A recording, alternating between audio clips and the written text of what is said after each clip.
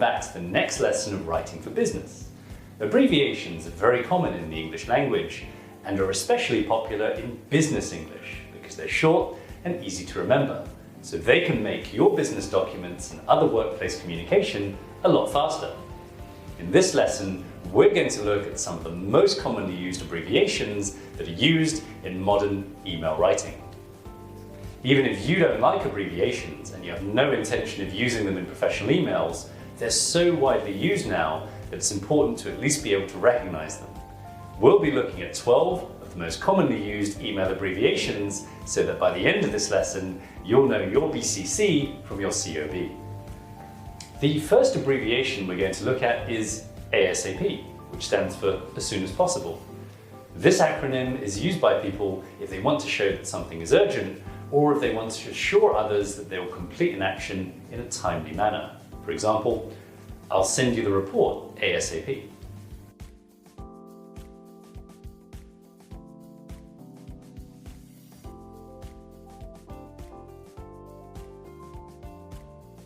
One of the most commonly used acronyms is FYI.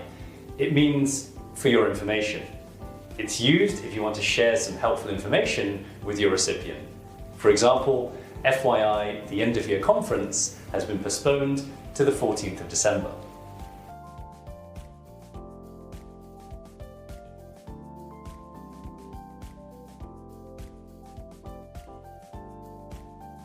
Now, if you receive an email with the acronym NRN in the subject, it means no reply necessary. People use this when they don't want you to reply, even with a short response to acknowledge the email.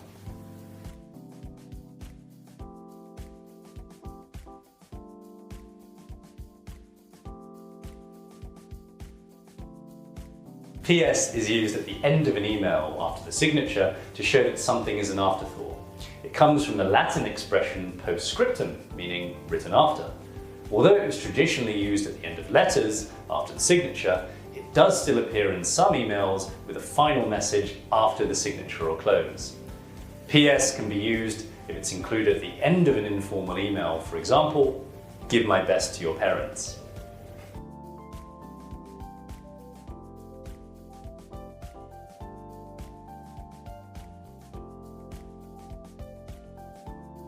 BTW, or by the way, is used in emails when you're writing about something that relates to the subject you're discussing, but is not the main point of the discussion.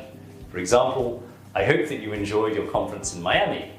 BTW, can you recommend any good restaurants there?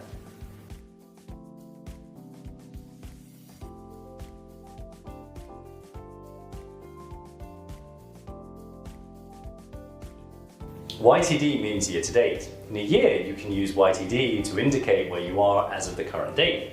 For example, you might present your company's quarterly sales revenue in an email by saying, we've made $1 million in sales YTD.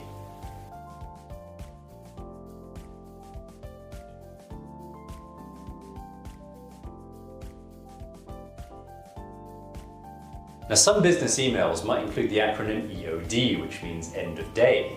This could either mean at the end of a business day, say 5 p.m. or 6 p.m. depending on when the company closes, or it could also mean midnight, as in the end of a 24-hour day. Some other business emails will use COB, meaning close of business, to indicate a deadline. Another example of that would be, please send me the report by COB tomorrow.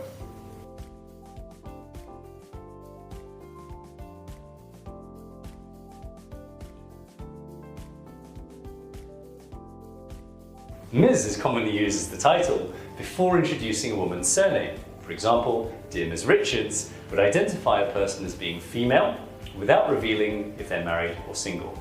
Using Miss or Mrs. would show marital status.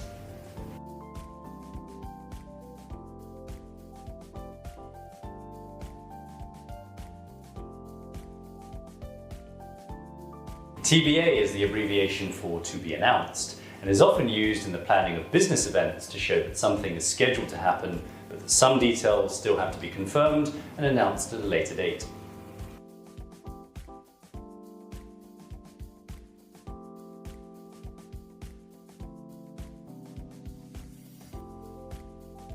ETA refers to estimated time of arrival.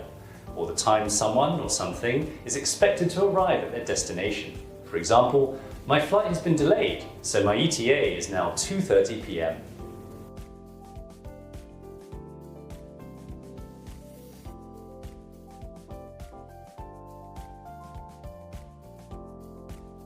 BCC and CC are acronyms that you'll see as options when you're writing an email. CC stands for carbon copy. You use it when you want to send a message, not only to the main recipient, but also to other interested parties. In some situations, you may prefer not to reveal the identities of all of the recipients, in which case you would enter their email address into the field marked BCC, blind carbon copy.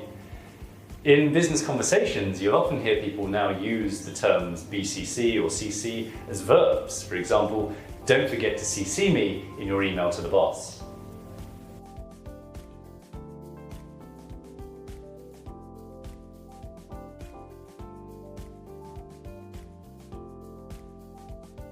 Now that we've completed the lesson, you're able to recognize 12 different abbreviations that get used in professional emails. Get a more complete list of abbreviations that can be used in professional business writing by downloading the PDF handout for this lesson.